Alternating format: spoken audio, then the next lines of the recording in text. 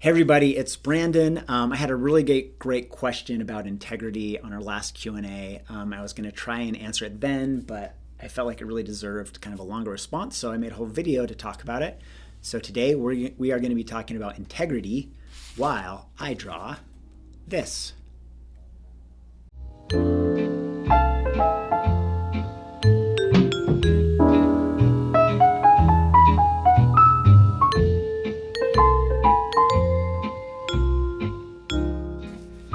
I wanted to follow up on a question that was posed to me via the comment section a few weeks back. I was initially going to address it in the Q&A, but I felt like it deserved a deeper dive.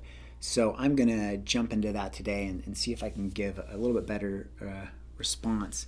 Here's the question. This is from Jake Parker. Artistic integrity. This is the first time I've heard the phrase used in a serious context, but I don't know what you mean by it. You also speak on selling out. As an adult who would like to eventually draw well enough to do his own stuff, and you being a married man that has a good understanding of the background, lifestyle, and finance stuff, you must understand that every bit of time invested into art is an active decision to pull the resources from something else, most of which could end up with you making more money, which in turn lets you keep drawing if that's really your life's purpose. Some people just want a hobby that pays for itself. Is someone getting paid to draw for a video game or a movie selling out and compromising their artistic integrity?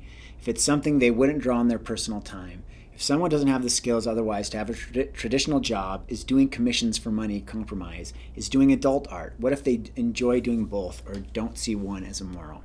Okay, so this is a pretty thorny issue, and I kind of was going back and forth over this a couple of times and wrote several drafts as I was trying to kind of work out my feelings and my position on things.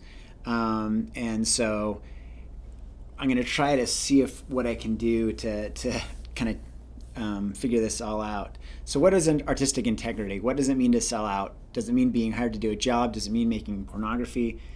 First of all, I'm really wary of an objective universal definition of selling out, or at the very least any definition that specifies specific things that lack integrity. For example, saying that being paid for something is selling out, or making adult art is selling out.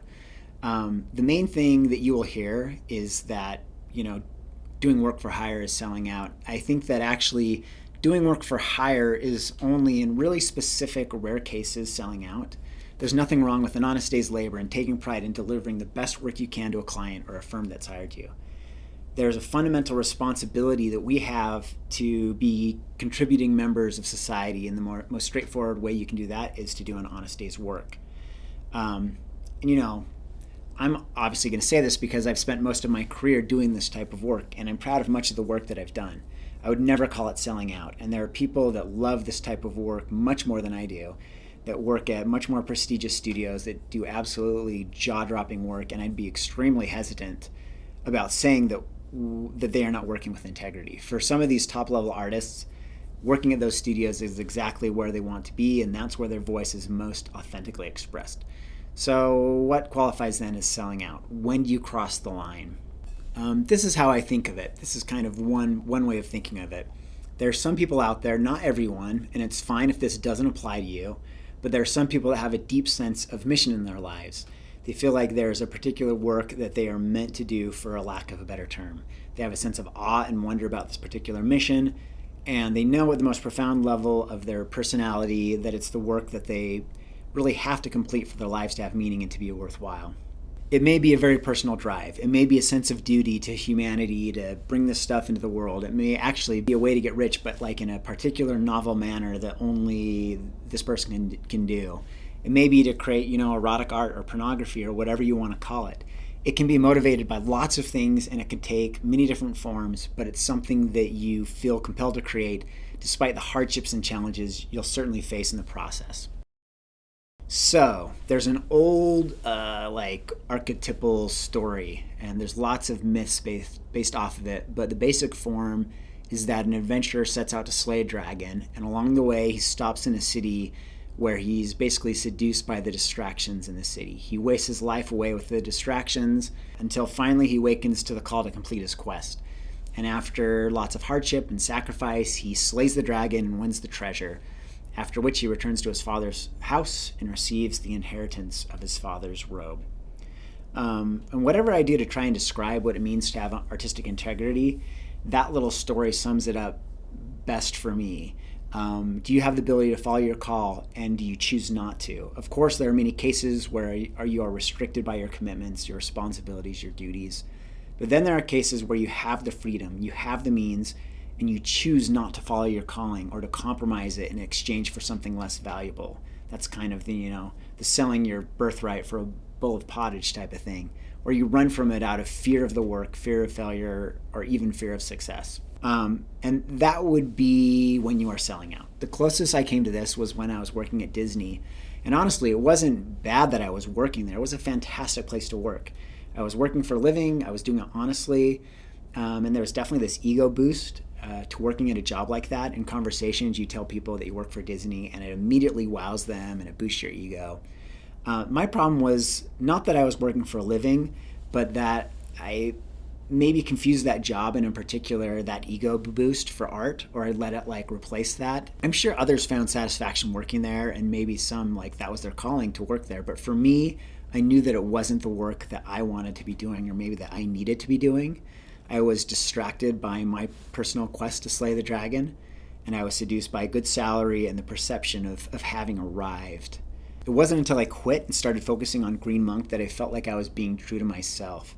Again, the key here is really that you have the ability to follow your calling and you choose not to. I had the ability, I had the means, and I put it off. And the funny thing is that leaving Disney to kind of follow this calling of trying to finish this book wasn't easy. It was actually harder in a lot of ways. It was much more challenging psychologically to pull this off and to make this happen and to kind of make this change.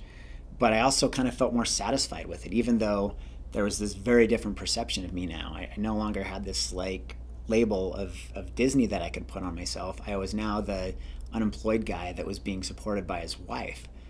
But it was more challenging, but it's been more satisfying. But I would say also that there's no bright lines when it comes to artistic integrity. I have a former Disney comrade that used to say that you have to find this intersection between the art you want to make and what you can sell. You have to negotiate a bit, and there's a big gray area there. I reference Inside Llewyn Davis a lot when I talk about integrity, and there are a couple of scenes in that film that show how nuanced the distinction is.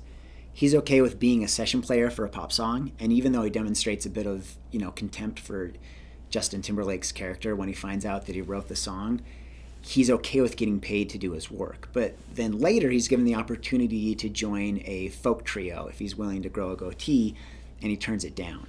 So I think there's nothing wrong with making those types of negotiations and giving a little in order to get your work out to market. I did that with Green Monk in several ways, and I'm okay with it because it's still mostly what I want it to be. It didn't go too far. But it certainly could have. There are absolutely cases where you start out with a project that you have a clear vision and passion for what it's supposed to be, and where you compromise so much of it that it just is no longer the thing that you set out to make in the first place. And that's really for you to decide. At what point have you given up so much of what is important about your work that it no longer has meaning for you? When do you stop being a person trying to make meaningful work and you start becoming a brand? There's so many necessary parts of creating and selling art that can easily become distractions and compromises. I've seen that happen with myself when I started focusing too much on how to make a buck at conventions, or when I've become overly obsessed with social media. You have to find some way to remind yourself, some way to stay honest about what you're trying to do. Maybe it means having the right friends. Maybe it means making highfalutin pronouncements on YouTube that you now feel obliged to live up to. I would certainly say that that's one of the other really crucial ways of defining integrity. Integrity means living your life in accordance with the things that you say. So when you say things publicly, you should live according to those things that you say. So I think that's something that helps me, that I try to be very vocal about what I think is the right way to live, the right way to make art. And I think it helps keep me honest and helps keep me on track.